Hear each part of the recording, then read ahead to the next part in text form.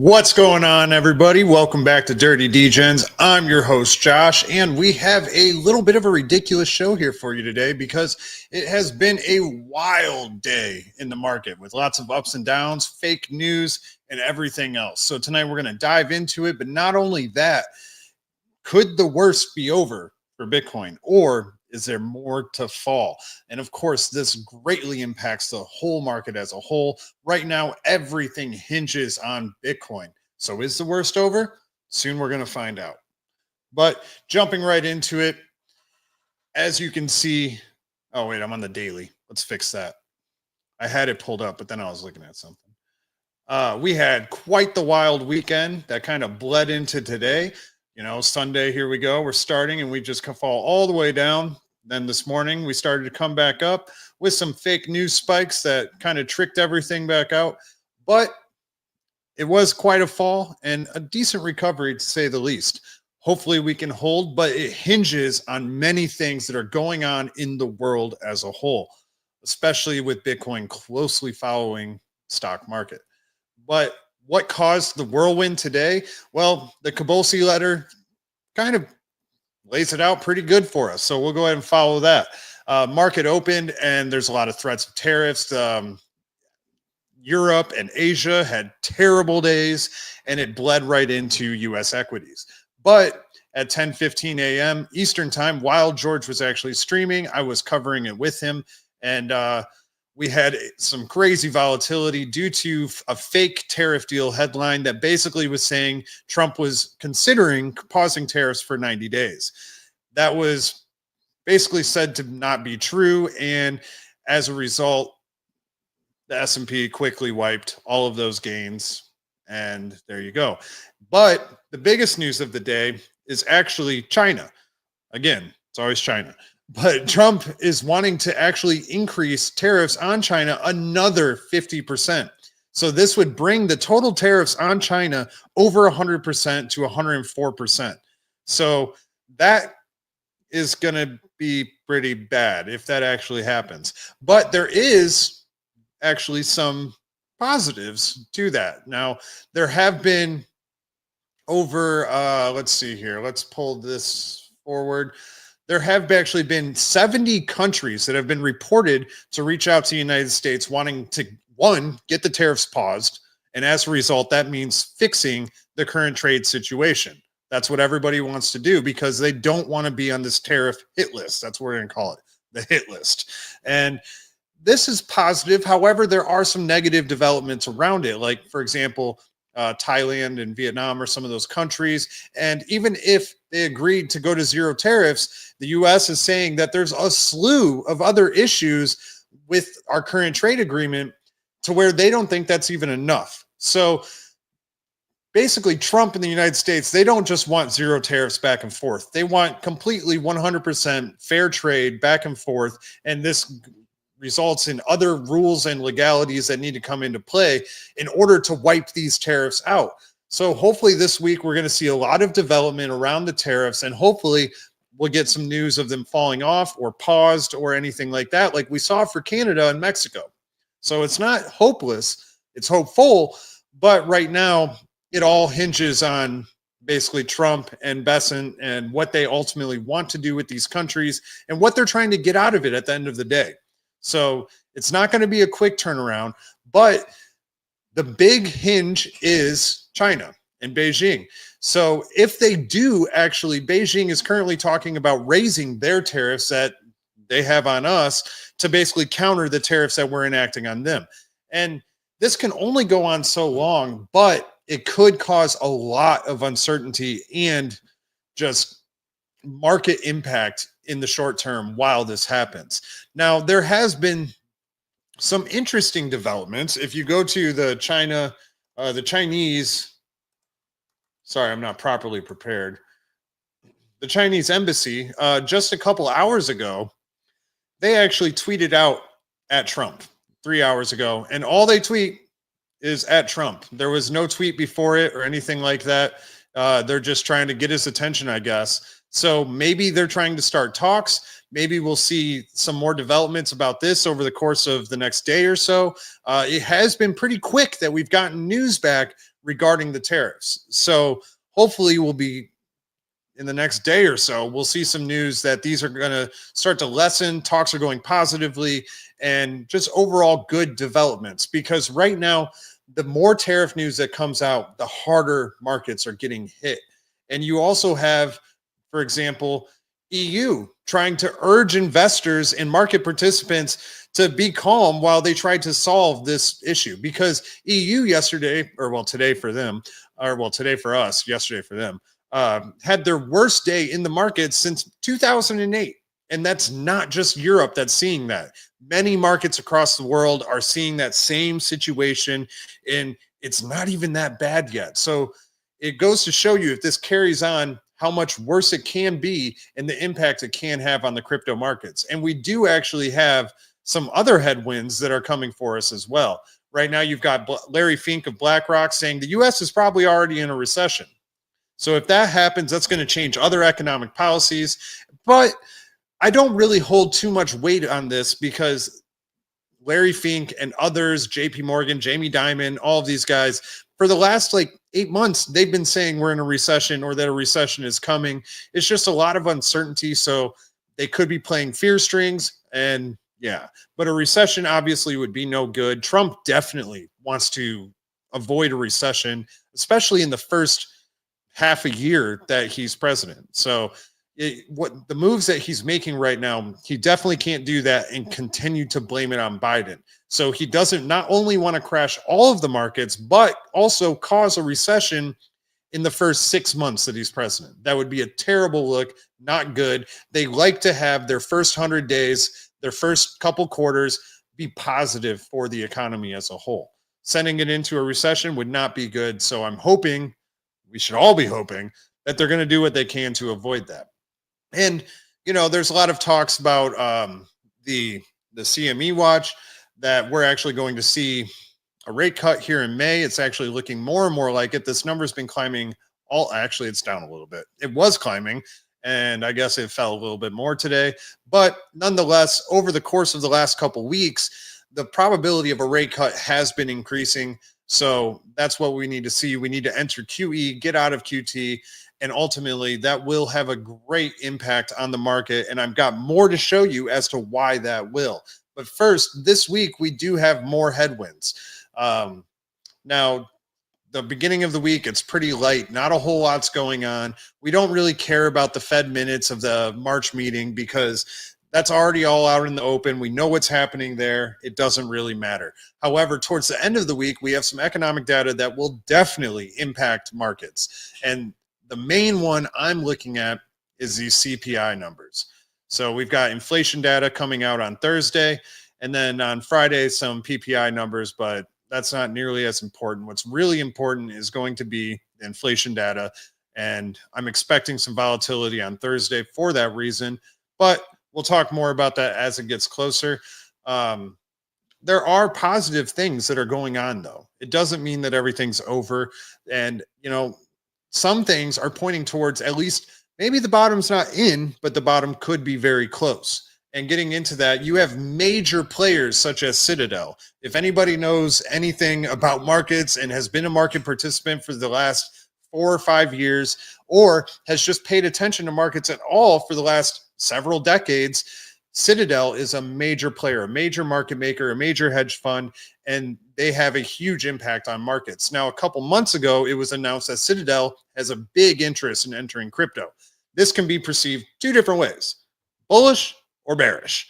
Now, it can start out very bearish. Some are even saying that the current price action and price suppression is due to Citadel and other major players entering the market. Very likely. I wouldn't be shocked. Now, for those of you that don't know, Citadel is the ones that were on the other side of the GameStop short during COVID. So they're known to manipulate markets and hedge them how they see fit.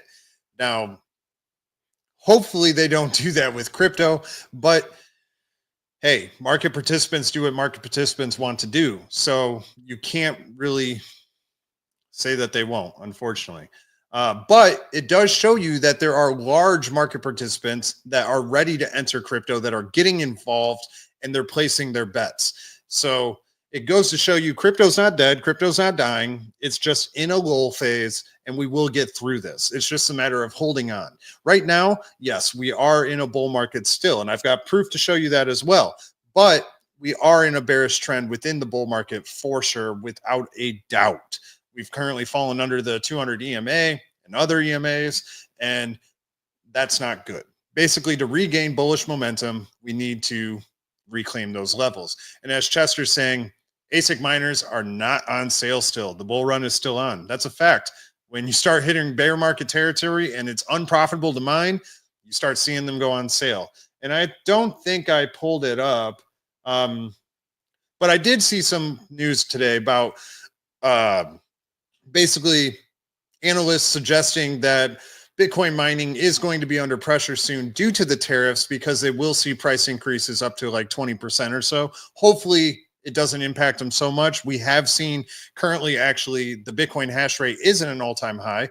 It just reached like a Zeta hash or something. I forget, honestly. I don't remember. But it goes to show you miners are not giving up. So it's still profitable for them to mine, and that's good. We don't want to see miners give up. If Bitcoin falls too much further, it will become unprofitable for them to mine, though. But other things that are going on, we have senators that are still trying to introduce bills. Now, just a couple weeks ago, or last week, I think actually, I talked about Fidelity is making Bitcoin available to their retirement accounts and things like that. And now you got Tommy Tuberville that is introducing the Financial Freedom Act, allowing 1 million Bitcoin retirement investments. So basically, this is going to become more wide. Government retirement accounts and things like that will be able to invest in Bitcoin. It goes to show you that the players are stacking their cards while retail is getting feared out. Not good. And not only that, you've got Metaplanet. A couple weeks ago, they introduced their bonds. They ended that early because right now price is at a discount. They don't want to miss that. They want to get in while they can. They don't want to be like Sailor and only buy the tops. They want to buy it when the buy-in's good. So they redeemed their zero coupon bonds early, and now they have $13 million ready to buy. I know that doesn't sound like a lot, but over the course of the last 6 months or so, Metaplanet has been doing that sometimes multiple times a week. So now they hold hundreds of millions of dollars in Bitcoin, but they're doing it much smaller. It's not like Sailor. It's not hundreds of millions of dollars at a time. They're like doing a large scale DCA, right? 10 million here, 10 million there, million here, million there. And this is good. These companies are not losing faith. And you've got other companies that are starting to do the same as well. I didn't pull anything up for that because you know what? You guys hear enough about Bitcoin all the time. I think at the end of the day, you guys are ultimately going to come to me because I'm going to give you something different. So this is actually going to be one of the few streams this week and going forward where I'm really going to lay into Bitcoin. We're going to talk about more altcoin stuff, but today I felt it was really important to get into this Bitcoin stuff because as much as we want to look at altcoins and focus on altcoins, right now Bitcoin is dictating everything. Nothing is moving until Bitcoin says it's okay. And that's just the way it goes sometimes. But Bitcoin can be getting to that point. Just like you see here on the chart that I did a couple weeks ago. And I know it's not much. It's just this blue line. But if we zoom out to the daily, you'll see why I drew this line. So go ahead and squeeze this back in here. This is our prior cycle's top right here, 69. So, and I just clicked on the line because it's going to be a very important level. But if we go back to the Stock Money Lizards chart here, we can see that they have basically drawn out that same level here as an accumulation zone because this is the prior cycle's top. We don't want to breach that. But if we breach it and we stay within the zone, it's not all bad. You should look at it as an opportunity to buy. And it's basically things are just on a discount. So it's not all bad. But in sense of, is it over? Is the bull market over? Are we starting to, is it time to just hang up your coat, walk away because the bear's here? If we look at our bull market peak indicators, you can see not a single one is hit still. You got red X's all the way down.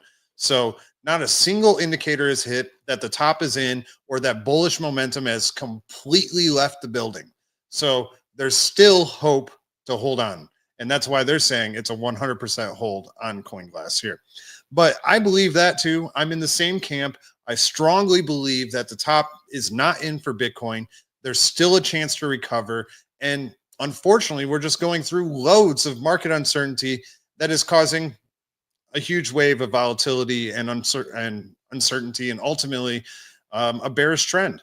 But I do think that this tariff news and tariff situation, while it can still last longer, it's not going to last forever because the global economies cannot withstand this the way that it's currently being imposed. And Trump's doing that on purpose. You impose it this way so that they're forced to make a choice. Doesn't mean I agree with it, but that's what's happening. So no metrics are hit. We haven't breached last cycle's top, and we're technically still holding bullish momentum, even though we're in a bearish trend. And another positive thing that can happen here soon is you can see Bitcoin is very closely, basically to a T, following the global M2 supply. So this goes out right here to May. This is a projection of the M2 supply, and this goes out to May because May is when the rate cut is expected. So yes, we may trade sideways for the next month, month and a half, but if we do enter quantitative easing, that's going to increase the money supply. Banks are going to start giving out more money. Stimulus is going to happen in the country as a whole, and we'll see that supply increase. So if Bitcoin continues to follow the M2 supply, which this is something not a lot of people talk about, that's why I thought it was important. It sets Bitcoin up for a very healthy resurgence in a short time. Yes, I know we could have another 4, 5, 6 weeks of crappy time, but that should be a good sign that we can pick up during that time. That's why I'm not giving up. I'm focusing on altcoins. Yes, I buy Bitcoin, I DCA Bitcoin. It's what I love, it's what I believe. But at the end of the day, the real gift right now is not in Bitcoin. The real gift is within the altcoins. But we need everybody to understand that. And that's why tonight I'm focusing on Bitcoin, because if you don't understand why alts are performing so bad, you won't understand why it's a good time to pick them up. That's why we're getting into that. But it's not just Bitcoin. There's other positive things going on too. You've got the SEC declaring stablecoins are not securities. Now it sounds stupid. We all know that the US dollar is not a security, etc. But the reason why this is important is because what they stated is that stable coins that they say are not securities, so basically USDT, USDC, like it says, it excludes algorithmic stable coins. So like a good example of an algorithmic stable coin would be the Luna USDT or the USD that collapsed, right? That was basically weighed against Bitcoin and it failed. So they're considering those securities still. But the reason why this is incredibly bullish is because they're also saying any chain that USDT and USDC is on is considered not a security as well. So now Avalanche, Cardano's actually, neither one of these are on Cardano, but Avalanche, Injective, all your major Solana, your major layer ones and things like that are considered no longer securities due to this law. So that means less regulation headwinds that could be coming due to it. So this is very bullish and I think heavily overlooked during this time. Another thing, this really isn't a whole lot of anything, but I thought it was interesting anyways. Pakistan hired CZ as their crypto advisor. So that's pretty interesting. There's been a lot of rumblings about Pakistan wanting to get more involved in crypto. They don't know how to regulate it. So this makes a lot of sense. Why not bring in one of the most well-known crypto people to advise you? Why not? So I expect that very soon here, we'll see some news out of Pakistan. And Pakistan's like, obviously it's not a world powerhouse or anything like that, but they have a huge, huge population. So that means there could be a lot of new investors coming into the market soon. Relatively bullish, I would say. But yeah, they're still a third world country, and it's not going to have an immediate impact. But over time, more holders, more investors, more better, right? So that's great. Other than that, like I said, this week, I'm going to spend more time on altcoins because, I mean, let's look at this. You look at the 90-day down, we've got tons of altcoins like FET. FET is the AI powerhouse of the entire crypto space, and they're down nearly 72% in the last 90 days. So huge opportunities are in the market. You've got Floki, they're down 72% as well. Injective down 70%. I'm still super bullish on Injective. And they've got a lot of positive things going on, but they've gotten absolutely hammered. And I'm not only going to be looking at the top 100 because guess what? These guys, yes, they're more safe bets, but I think there's a lot bigger potential to be had in the market as a whole. So, we've got Stacks, they're down huge. You got Say, you got Near, you got Avalanche, Swee, so there's tons of these projects that are down over 50% just this year alone that are very good pickups. Now, yes, in the short term, they can go lower because everything right now is hinging on Bitcoin. Bitcoin falls and it just drags everything down with it. So as we continue to get more of this global headwind news, it will have a negative impact on the market. But how much, so what if we see an $11 avalanche? I think an $11 avalanche could be in play. However, if you're saying all-time high for avalanche can come somewhere in the course of 140, 150, picking it up somewhere between $11 and $17 doesn't sound so bad, at least not to me. So that's why I'm going to pivot. We're going to pay attention to altcoins. We're going to get into gems, these $20 million projects and things like that that still have tons of room to move, are building like crazy, becoming the poster child for the chain that they're on. And I think those are the plays to pay attention to now, because when the market rips next, the moves for these smaller projects that have tons of attention are going to be unlike any other. And not only that, talking about memes as well. I'm a huge meme lover. You've got Doge down 56% as well. Pepe down 64%. Bonk down 66%. Floki, I already said, down nearly 72%. Memes always bounce back harder than anything. If you look at, for example, just today at Mog had a huge come up today. Look, 27% up. These memes, especially the ones that have fallen so much, have the opportunity to have incredible bounces. So it's time to pivot now that we've had all the blood that we've had, and pivot back to alts, pivot back to memes, pivot back to the things that will move. And that's why that's what we're going to pay attention to. So if there's any alts that you guys want me to check out specifically, make sure to drop it in the comments here. Drop it in the live stream comment as well, or the live chat or the comments, and let me know what you would like to see more of. Do I think it's still a good pickup? Because ultimately, I want to help you guys with what you're looking at. So don't hold out there. Throw me everything you got, and we'll check it all out. Other than that, though, that's about the bulk of what I wanted to cover tonight, because, yes, Bitcoin got rocked. The economy is getting rocked. There's a lot of uncertainty. Are we in a recession? Are we getting emergency Fed meetings? No, we're not. And I don't think we're in a recession either.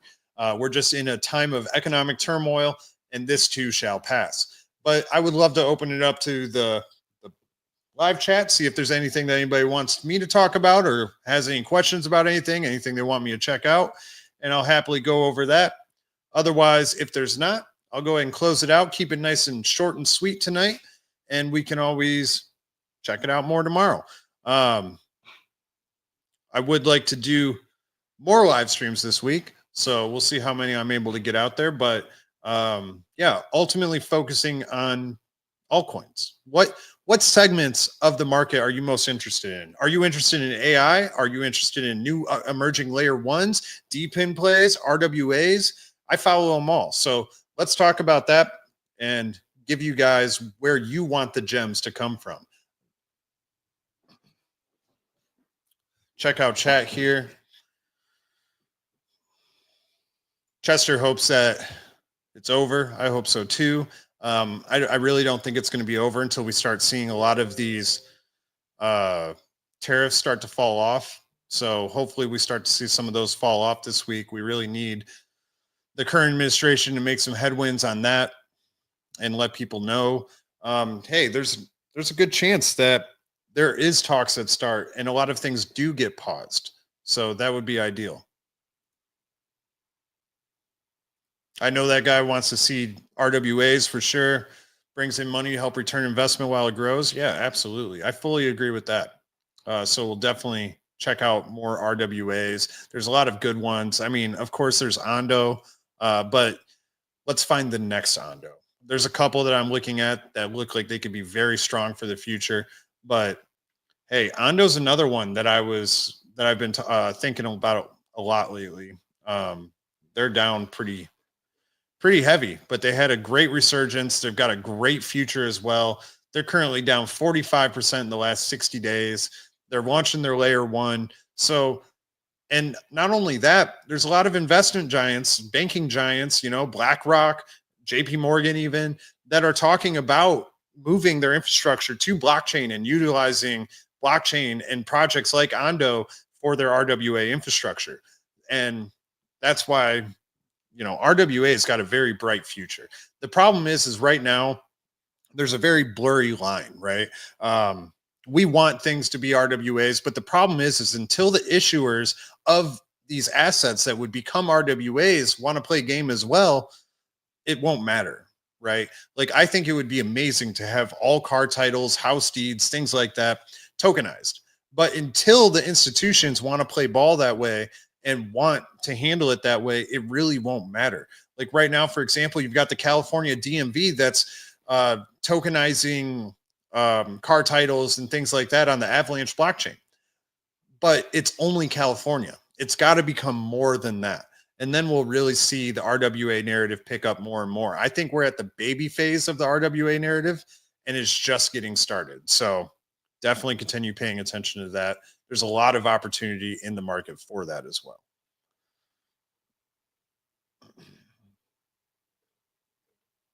They just all look super boring right now. So that's the thing. Like, as we're talking about these altcoins and the price action sucks, you've got to remember that we're talking about it because the potential is there, not because it's going to pump tomorrow. We're getting ready for when it will pump, right? So, got to keep that in mind. Everybody cannot have a short-term mindset right now, even though we're still in the bear market or the bull market, and we're used to prices going insane in the bull market. Every day you wake up to 20, 30, 40% gains on everything down the board. That's not the case right now. So you've got to kind of take out that instant gratification mindset out of your brain and move into a value mindset, right? What's building for the future? What's here to stay? And how do we capture that growth? So don't get impatient because now is not the time to do that. There can especially be more pain ahead. ETH took a major hit. Some people are saying it can go back down to 800. I was talking to someone earlier that says, hey, they could see a $200 ETH if so-and-so happens. I'm not going to go into all that. I don't do what if doomsday proposals, but there's definitely still turmoil to be had for sure. But we've had some good moves today. I know Farcoin's up 25%. It's a lot of memes that have been up heavy today, actually. So that's usually a good sign. Usually. We'll see what happens today. What happens, though. But it's usually a good sign.